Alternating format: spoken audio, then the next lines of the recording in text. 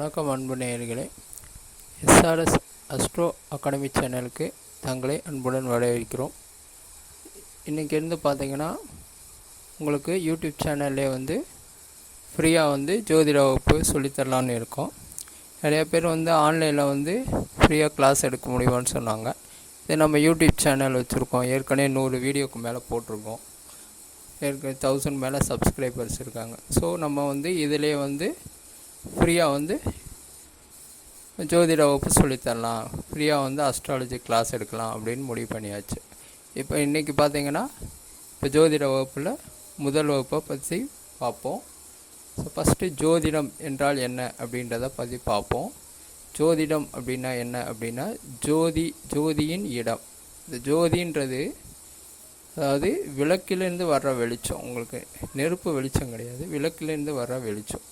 So இது இருட்டை போக்கு. அதே மாதிரி நம்ம வாழ்க்கையில் இருக்கிற இருட்டை பற்றி நம்ம இருட்டெல்லாம் அகற்றிட்டு தெளிவான ஒரு வெளிச்சத்தை வாழ்க்கையில் ஏற்படுத்திக்கிறதுக்கு பேர் தான் ஜோதிடம் அப்படின்றது முன்னோர் வாக்கு. ஸோ இன்றைக்கி பார்த்தீங்கன்னா ஃபஸ்ட்டு இப்போ ஜோதிடம் மெயினாக நவகிரகங்களை வச்சு வருது. ஸோ நவகிரகங்கள் என்னென்ன அப்படின்னு பார்ப்போம்.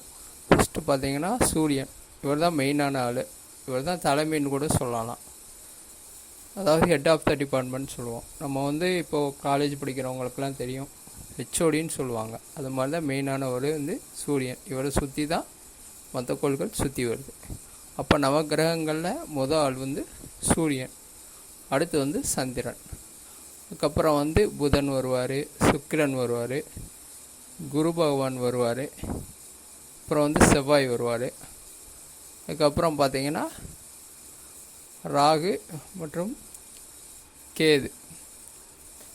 இவங்கெல்லாம் பார்த்திங்கன்னா நவகிரகங்கள் அப்படின்னு சொல்கிறோம்.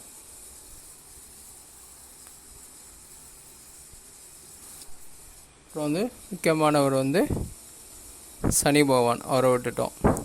ஸோ அப்போ நவகிரகங்கள் அப்படின்னு பார்த்திங்கன்னா முதல்ல சொல்லிடுறேன்.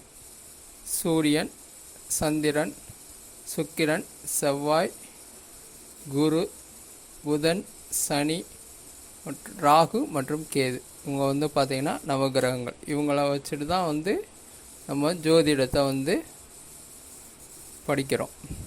அதாவது ஜோதிடம் நவகிரகங்களோட அமைப்பை பொறுத்து தான் இருக்குது. ஒருத்தர் பிறக்கும்போது நவகிரகங்கள் ஒரு ஜாதக கட்டத்தில் எங்கெங்கே உட்காந்துருக்கோ அதை வச்சு தான் நம்ம ஜோதிடத்தை கணிக்க முடியும், அவரோட வாழ்க்கையை பற்றி தெரிஞ்சுக்க முடியும். ஸோ பார்த்திங்கன்னா ஒவ்வொரு பிறப்பு ஜாதகத்துலேயும் பார்த்திங்கன்னா ராசி கட்டம் இருக்கும். பார்த்திங்கன்னா 12 ராசிகள் இருக்குது. 12 ராசிகள் என்னென்ன அப்படின்னு பார்த்திங்கன்னா மேசம், ரிஷபம், மிதுனம், கடகம், சிம்மம், கன்னி, துலாம், விருச்சிகம், தனுசு, மகரம், கும்பம் மற்றும் மீனம். இங்கே தான் பார்த்திங்கன்னா 12 ராசிகள். 12 ராசிகள் பார்த்திங்கன்னா 27 நட்சத்திரங்களை பொறுத்து அமையுது. அப்புறம் இந்த 12 ராசிகளோட அதிபதிகளை பற்றி பார்ப்போம். மேசம் மற்றும் விருச்சிகத்துக்கு பார்த்திங்கன்னா செவ்வாய் பகவான் அதிபதியாக வருவார். ரிஷபம் மற்றும் துலாமுக்கு சுக்கிர பகவான் அதிபதியாக வர்றார். அப்புறம் புதன் மற்றும் கன்னிக்கு புதன் பகவான் அதிபதியாக வர்றாரு. கடகத்துக்கு அதிபதி பார்த்திங்கன்னா சந்திரன். உங்களுக்கு ஒரு வீடு தான், எல்லாருக்கும் 2 வீடு. சந்திரனுக்கும் சூரியனுக்கும் ஒரு வீடு. அதாவது சூரிய பகவான் சிம்மத்துக்கு அதிபதியாக வர்றாரு. அடுத்து பார்த்தா சனி பகவான் மகரத்துக்கும் கும்பத்துக்கும் அதிபதியாக வருவார். குரு பகவான் தனுசுக்கும் மீனத்துக்கும் அதிபதியாக வர்றார். அடுத்த வகுப்பில் பார்த்திங்கன்னா நட்சத்திரங்களை பற்றி பார்ப்போம். மொத்தம் 27 நட்சத்திரம் இருக்குது.